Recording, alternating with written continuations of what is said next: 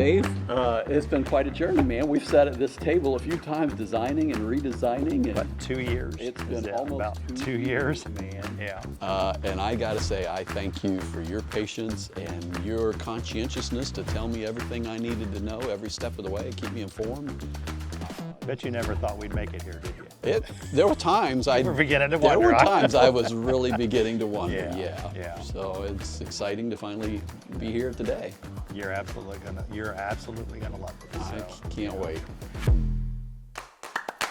So what do we need to know?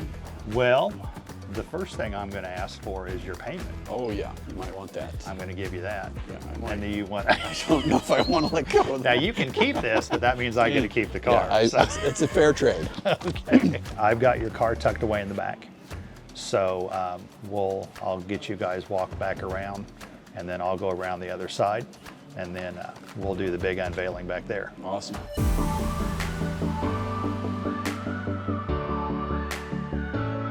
Yeah, so apparently we're ready here for the big reveal. Got my wife, Sherry, my son, Rock, who is about too large to fit into this car, I fear. My dad and my daughter, Ruby May. And so appreciate all them coming out.